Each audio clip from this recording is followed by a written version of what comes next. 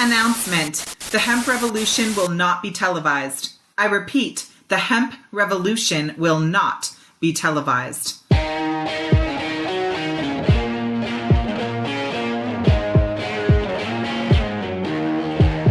Welcome to the Hemp Revolution podcast, the global hotspot for the buzz and the cannabis. You can hear the stories of the green rush from the dreamers who are writing the rules, innovating the business, and changing history forever. Immerse yourself with the fascinating stories from the leaders in the hemp health revolution to learn how we are changing the game forever. Introducing your hosts, James Brinkerhoff and Sonia Gomez.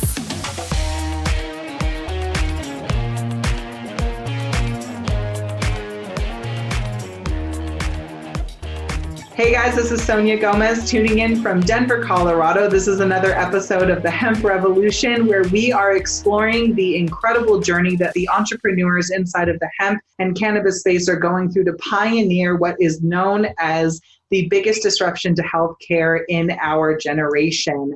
Today, my guest, who is the founder of My Health, Etc., is going to be sharing with us his journey and how he's been able to build an incredible company that is serving patients from all walks of life with their products, services, and seminars. Please give a warm welcome to our guest, Mr. Jay Grover. How are you, Jay? Great, Sonia. Thank you for having me. It's great to be here today. I'm so excited to have you. This is like my favorite conversation to have is with entrepreneurs like yourself who have been a part of this beginning stages of the journey. The hemp industry is still in its absolute infancy as far as I'm concerned. And together with the products and services that are coming out into the marketplace and businesses like yours, we are seeing just such incredible transformation on the consumer side of how they are getting to experience the effects of this incredible product. So in the beginning here, I'd love to just hear from the horse's mouth a little bit about you, your background, and what you're currently doing in the industry. Well, sure. Actually, my background is I've been a professional photographer for the last 30 plus years. We've operated a photography studio. Probably about, let's say, 3.5 to 4 years ago, my mother, who's 87, came to me and said she was going to get a marijuana card. And that about put me on the floor. The whole time growing up, she was searching my pockets and my room. And so it was kind of surreal to have my mother wanting a marijuana card. But she was having trouble sleeping. So, certainly I could understand that. She also got a booklet in the mail about CBD. And she said, you should look into this. As I started looking into it, it just grabbed me. And I knew I had to be a part of this. So we launched, actually it's Tri-Alpha 7 is the parent company, but we launched My Health, Etc., opened an online store, added the products to a boutique store, and took off down the road. One of the things that really concerned me was, and we hear this from clients all the time, they would come in and say, well, I got a bottle, I did a couple droppers full, it felt like it did something, but now it's not working. And so I was so afraid with this incredible substance that people would just put it down and walk away. Oh, that didn't work for me. So I knew right then that we had to educate and teach people how to use this and what to expect. So that's kind of how I got started. Nothing like an 87-year-old mama to bring you to your awareness, right? Oh, I'm telling you. Mother's work is never done. That's right. And she would say, we need to sell this stuff. We need to sell this stuff. And I personally put it off because I just didn't know enough about it. But being the entrepreneurs that we are, we jumped in with both feet and took off. Now I don't see me doing anything else.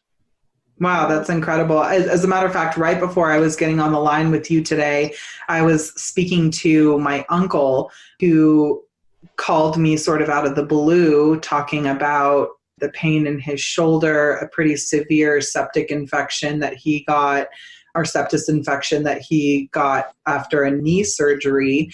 And he's been a part of the AA community for several years now as a recovering alcoholic and has been pretty adverse to my use or involvement with cannabis and hemp, always giving me the speech around your body is better than that. You don't need these types of things. And today it was just a really eye-opening conversation to hear him say, I've been experiencing these troubles in my body, shoulder pain, lower back pain due to arthritis, and then the overall experience of his body and immune system weakening after this pretty significant infection that left him bedridden and on IV drip antibiotics for 2 months. And he got on the phone and said, I've been researching CBD. I've been starting to take a full spectrum oil. And for some reason, it's, it works for a time, but I'm still waking up about every 2 or 3 hours in the evening time. Is there something stronger that I should be using? Yes. And I'm like, absolutely, good old uncle. So it's, for me, the cannabis and hemp health movement really starts with the core of education. And most often I'm finding that new users, primarily in the demographic of what we would consider baby boomers, is oriented more around the exposure and education that they're able to acquire now, which is a far cry from the generations of negative stigma that's been associated with the plant and its derivatives for the last few generations. What are you finding in the infancy of your business? What are you finding to be the most challenging pieces of getting the right education and information out to the consumer so that your products have the exposure and distribution that you need to thrive as a business owner? I think it's a couple of things. Just about every client that comes into our boutique store, we have a mini seminar with. We almost won't sell products unless they're going to sit down and learn how to use them. I mean, we will, but a lot of times we'll tell folks, if you're not going to follow the program and use it correctly, then don't waste your money. Probably the hardest thing is convincing people that it's not going to get you high. It's not going to make you crazy. That it's a natural substance. It's practically a bodily fluid. And even after you explain that and explain how the ECS system works, and it takes them a little while for it to sink in. So we've also found ourselves doing a lot of coaching. So they'll come in and we'll get them started on a program with the oil. And a little bit down the road, they'll come back and say, well, okay, I'm taking this much. And I don't think I'm getting anything, or, it's making me tired, or so we kind of help coach them and move them along. And the realization that this actually can change their life and that it works, man, that's such a reward. But I think the challenges are getting people to understand the difference between marijuana and hemp. The base medicine, the mother medicine, are the CBD and the cannabinoids together, and that can be difficult. We also found that 90% of our clients are, like you say, baby boomers, 55 to 100 years old. So we were also concerned about some of the marketing and some of the products. I mean, hey, CBD snow cone or CBD this, that, and the other thing. I think a lot of it people don't take seriously. Does that make sense? No, yeah, absolutely. We're interfaced with a lot of the same challenges. Over the last 2 years, even though my husband and I have a little over 30 years combined experience in the industry and have been a part of legislative development and owning and operating one of the first legalized cannabis companies in the state of Colorado as early as 2009, we've interfaced with tens of thousands and at this point now millions of people from around the world who are complaining of inconsistent or adverse reaction to or response to products on the marketplace. So we're finding that starting with the education and empowering an individual so that they can make an educated decisions about how they are selecting their products or delivery systems and, how to microdose with phytocannabinoids and, strain selection if they are in fact using cannabis-based products. Starting there has been the first and most important step in creating this solidity and sanctity inside of the holistic health movement. And it's much different than the sort of esoteric idea of mind, body, and spirit, spiritual wellness, and really bringing a humanized conversation that's connected to real science paired with what I refer to as more of the bro science or hippie science that's been around for years, but only now is getting the real recognition and respect that it deserves.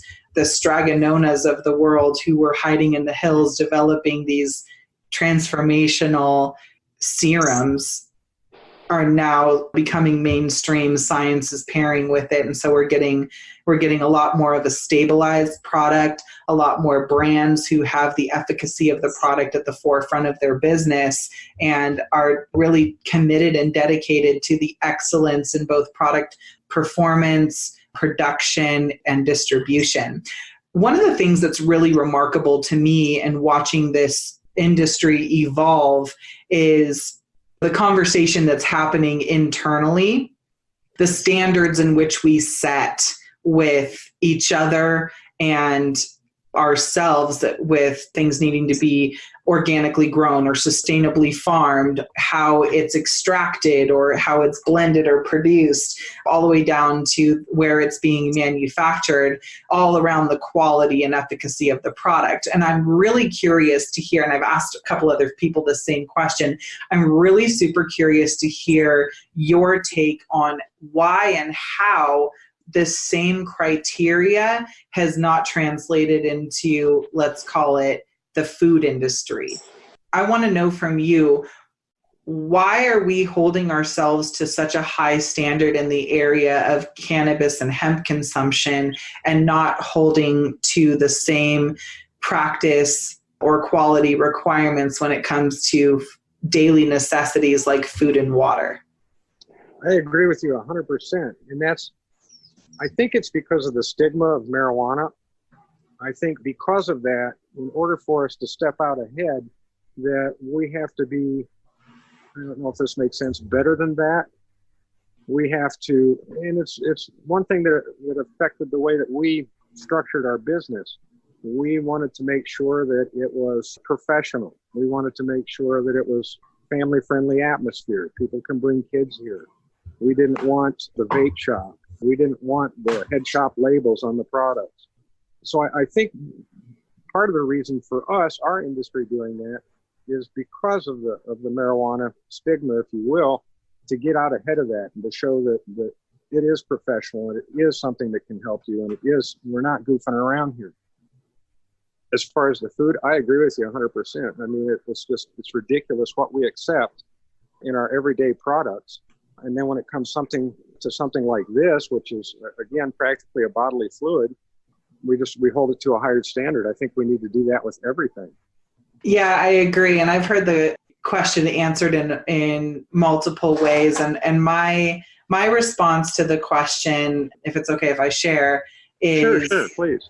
I think the industry is enough in its infancy now that we have a new opportunity before big business and big industry take over the standards and infiltrate with their, I would say, profiteering mentality. I Absolutely. think quality of food and even accessibility to clean water is tainted and polluted with this overwhelming commitment to the quote unquote shareholders of companies like Monsanto or big oil or, whatever it is that prevents us from holding our basic life forces to the same operating standards. And we have this mentality in our business of together as one, and how we hold ourselves and each other accountable to a certain standard of excellence in how we provide or create value in the work that we do. So I just have to ask the question, because we're so hyper-focused when we're in this position of creation and our businesses are in our infancy and we're confronted with daily challenges like just getting compliant banking or being able to properly advertise our businesses. We're so close to the picture every day that in some senses I feel that we take it for granted that there are much bigger issues in the world that, in some sense of the word, we have kind of abandoned to focus on this new industry. Talk to me a little bit about the mission of your company. What is the mission that you guys have as an organization, or the bigger thing that you want to contribute to as you start to build the profitability inside your business? I would say probably the biggest thing, the most important thing to us is benefit, that the clients get benefit, that we can show people what this can do, that we can change lives. That is probably the biggest driving factor for us. And I think that's why, again, we've structured the business this way, doing one-on-one consultations, seminars. Some of our vendors told us when we started doing this that we were probably the only ones in the country that were doing that were sitting down and talking to people and giving seminars rather than just throwing a bottle across the counter. Yeah, so cool. I love that. Understanding the gap in education from interfacing with the consumers. James and I developed a company called the Leaf Academy, where we created 2 certification programs. One is called the CBD Ambassadors Program, which is a really like a hemp-CBD masteries program where people who have retail centers or are distributors of CBD, or maybe they're in a multi-level marketing or a direct sales position. The standard company education is not enough to help somebody make an educated decision about product selection or delivery systems. So we created the CBD Ambassadors course to help folks, to give them a certified education that they could be proud to display, that would earn them the respect to be able to support family members or community members making those product selections or a transition into using CBD. The other one is a natural health consultant, and we're certifying coaches all across the world right now on how to use cannabis, hemp, and other natural remedies and practices that they could use to improve their health and functionality. And it sounds like you are doing really similar stuff inside of your retail center, and helping your consumers pick cool products and the ones that will work to deliver the desired results. So good on you for that one, because I'm telling you that bridging the gap of education to product is so huge right now. And I think you're right in saying that a lot of people don't get the desired results and end up abandoning it as a resource or alternative to otherwise harmful medications. I agree with you, and I'd like to back up just a little bit. Sure. To what I've found as far as people involved in this industry, like yourself, and the fact that we are kind of a co-op, if you will, the U.S. Hemp Authority, and policing ourselves, and those kinds of things, I think is also very important to keep it that way. I think it keeps everybody honest, and I think most of the people that are truly in this business are in the business because they care. It's not about necessarily the bottom line. I mean, we all have to make a living, but from what I've seen, that most of the people in this business really care. And if we want to keep it that way, then again, that's why we have to step ahead and be more professional and more educated than the average Joe. And I surely would love it if you would send me some information on your certification. Oh yeah, I would love to. Like James, I'm self-taught, and I know a bit, but I still need to learn more. And so I'd love you to send me some of that info. Oh yeah, we'd love to share it. It was, we partnered with a couple of globally recognized physicians who have personally treated tens of thousands of patients using cannabis and hemp as a part of their regimen. And it's just been absolutely incredible to see the difference. And we have a lot of self-taught experience, but when you bring in the science and the quote unquote educated, certified professionals who are actually interfacing with clients on a daily basis and getting to track and trace their transformations, it's so cool. So I'm happy to send you over that information for sure. We have a lot of budding entrepreneurs, no pun intended, actually pun fully intended, but we have a lot of budding entrepreneurs, people who are listening to this show right now and looking for the support and guidance on how to grow the businesses that they currently have, or even find what their point of entry into the industry could or should be. Being somebody who transitioned into the industry from an otherwise successful career as a photographer, can you talk to me, share with me 3 tips that you could offer somebody who is getting into this space? What are 3 things that you can share with them that might help them along the way? Education, education, education. Now, that doesn't count for all 3 of my words, but it's that important. I couldn't even consider dealing in a product like this if I didn't know anything about it. And I think that's one thing that's garnered us some credibility locally. We have probably 10 to 15 doctors locally that send people to our shop for hemp-CBD products in our area.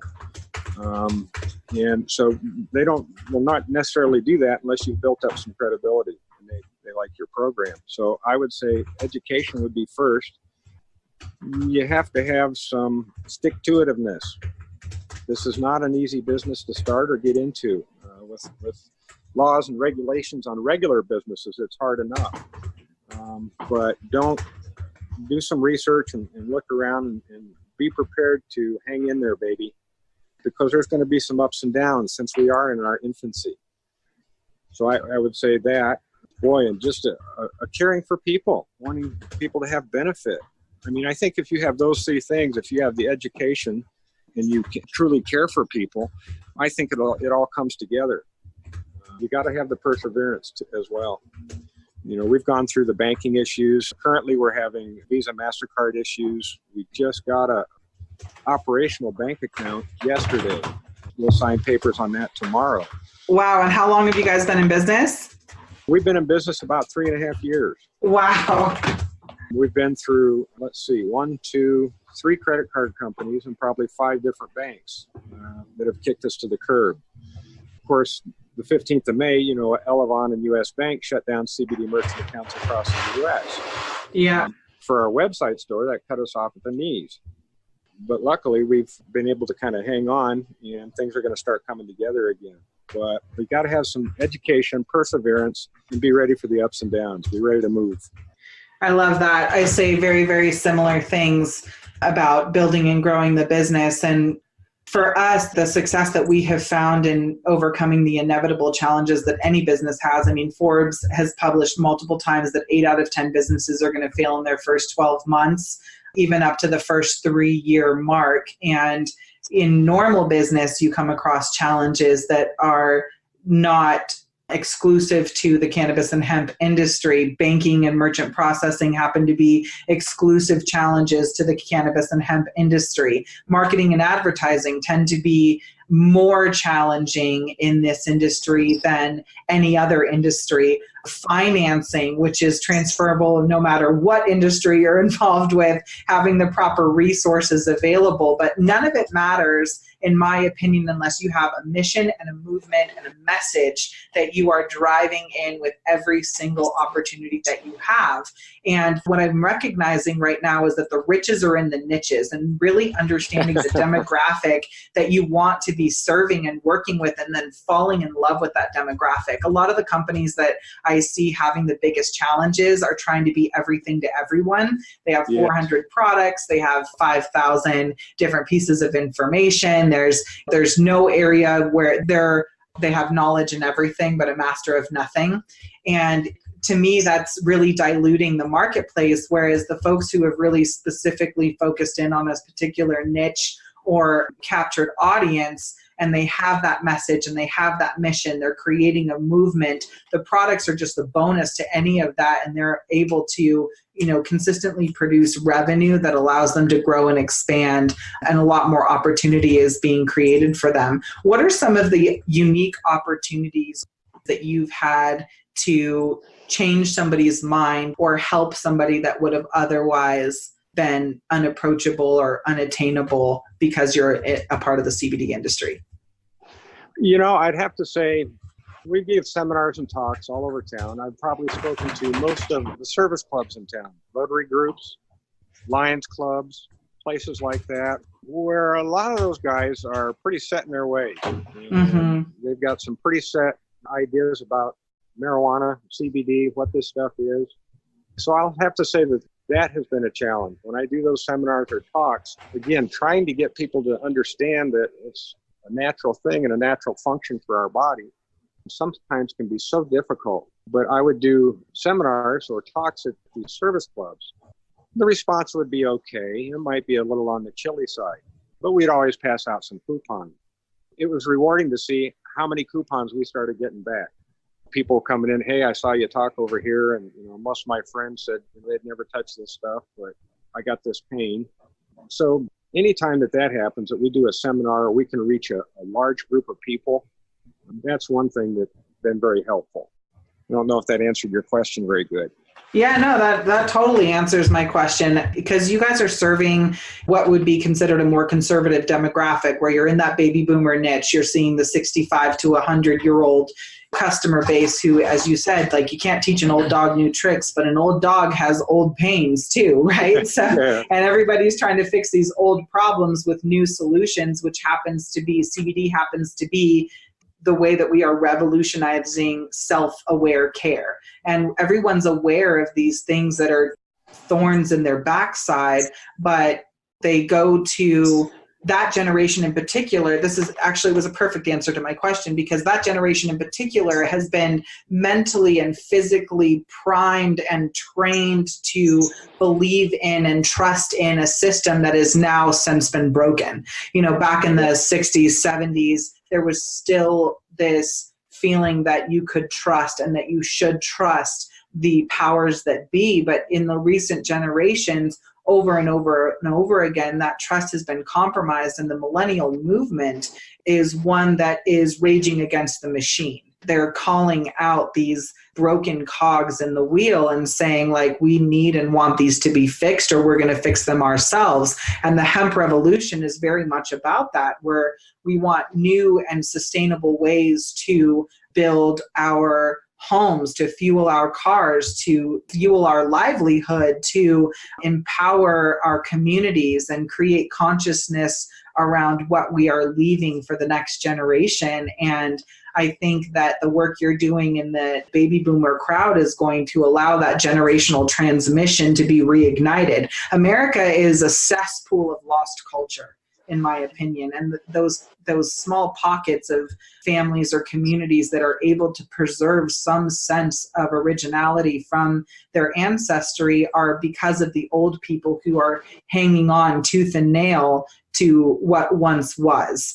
And the culture that is today's marketplace or communities is very much diluted. Our grandparents are younger and younger, our parents are younger still, and our children are being lost to the digital age, where we are having to fight for their time and attention next to YouTube and video games. So I think that the work that you're doing is helping to raise the vibration and consciousness in those more conservative communities, and helping to bridge that gap that would otherwise separate a grandchild from their grandparent. And now they have common ground to say, like, okay, my 20-something-year-old is passionate about cannabis or is interested or involved with cannabis. Now I have a point of conversation because they attended one of your seminars or tried one of your products. I think that's fantastic. Well, we've had several millennials bring their parents in. They're like, please help this woman. I can't. Yeah, I've been talking to her about it for months, and finally got her in here. And so then once again we start explaining and educating, then you just see this amazement wash over their face. Like, and I hear this so much. Why in the world couldn't we have done this 100 years ago? We've had this substance has been around for all thousands of years, and we're just now getting it. It makes some of them angry once they turn over. Yeah. Totally. Well, I think that that's so incredible. So tell me what your business looks like today. Do you have multiple locations? Do you have your one location? Are you both on and offline? Talk to me a little bit about My Health, etc. Sure. Well, we're both online and offline. We have, of course, the website store, myhealthecetera.com. We also have the boutique store here. We want to add, of course, more products, new products. We also would like to expand and grow a little bit. But as we talked earlier, the banking situation has kind of hindered that a little bit. But we'll hang in here, and as soon as those things get taken care of, and then we'll continue to grow. So we've kind of had to draw back a little bit here in the last couple of months. But now that we're going to be able to get an operational bank account, probably within the next couple of weeks, we'll be able to have a merchant account. We'll be rolling again. And so then we'll pick up the pace and again start adding new products. And as we get a little more established, we may look at opening up some other locations. Very cool. Well, I'm really excited to follow the growth of your guys' company, Jay. I think it's just remarkable, and anything that we can do to support in the process. You know, as you're talking about bringing in new brands, a lot of the challenges that I've heard from folks who are operating retail centers is, even though they may be producing or carrying products that they know, like, and trust, or maybe you're producing a product of your own, they're still looking for diversity. The consumer demands diversity and seeing multiple brands, and that's how the consumer brain has been trained. And one of the things that we took upon ourselves was helping to raise the bar and efficacy of the products and brands by nurturing the entrepreneurs. So we actually have a business mastery program where a lot of brands have come into in order to stabilize their manufacturing and gain access to banking that would allow them to operate like normal businesses. We teach them how to properly advertise and market their company so that they can reach a broader audience, and we open up new distribution channels for them. So I'd love to be able to share with you some of those brands and products that you know are going to deliver the desired results. They come with education and competitive pricing so that everyone is in a win-win situation, and all as an industry we can rise together and really help our consumers, our demographics, get access to those products that will deliver the desired results. That would be great. I would love to get that info. Okay, cool. I love that. Any last words that you would like to share with our community about your business, your brand, or your mission? I'm just so fascinated by how you guys have wove in the education as part of the front end of your business. Is there any words of wisdom that you can share for some of the existing businesses and brands that are out there in your closing statement that will help to motivate or inspire them in their process of growth? Sure. I think you need to set yourself apart. Because of all the things that we discussed earlier, we need to be better than everything else that's out there. We need to present, I think, professional, family-friendly atmosphere. We'll win over more of those conservative folks and some of the baby boomers. But you're right. You got to find a niche. You know, every day we get calls or emails. Hey, we want you to carry our product. Hey, we want you to carry our product.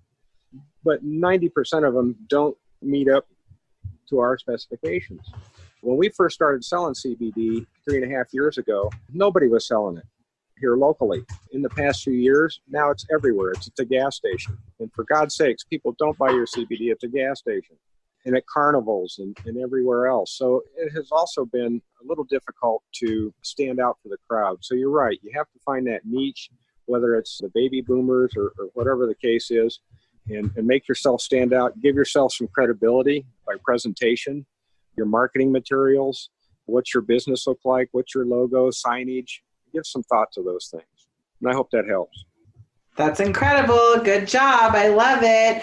I think, again, thank you so much for the work that you're doing in the world. And together as one, we can rise above the standard that has been far too low, in my opinion, for far too long. Really excited to continue to follow the journey of your business. And for those of you who are tuning in on this episode and want to get directly connected to Jay and myhealthecetera.com, go ahead and look for the link right below this video. We always share the links and ways that you can gain access. If you are located locally inside of Arizona, feel free to reach out to them directly. Again, the links will be posted below this video. I'm your host, Sonia Gomez, and this is the Hemp Revolution. Stay tuned for more episodes and check us out on the emeraldcircle.com if you are considering getting into the industry, or perhaps are already in the industry and are faced with some of the many challenges that we continue to discuss inside of this podcast. Go ahead and check us out at the emeraldcircle.com. And we will see you on the next episode. Ciao for now.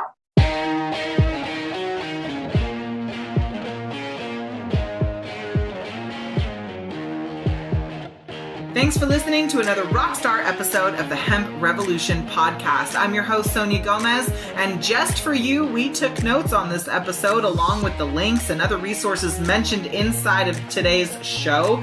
Get them for free right now by going to theemeraldcircle.com. Now, if you want more on this, please subscribe to the show on Apple Podcast or wherever you like to listen, and you will be automatically entered in to our monthly giveaway where you can get swag bags, all kinds of cool gifts and discounts from our guests, and exclusive offers that are only mentioned right here in the Hemp Revolution podcast. I can't wait for you to share this with your friends. With your help, we've been able to impact millions of people's lives around the world with the truth about hemp and cannabis. And we know that you love us so much that you're going to leave a review and rate us right now on your favorite platform to absorb content just like this. Now, we challenge you to dream big and love the life that you live. Thanks so much, and we hope to see you on our next episode of the Hemp Revolution podcast. Ciao for now.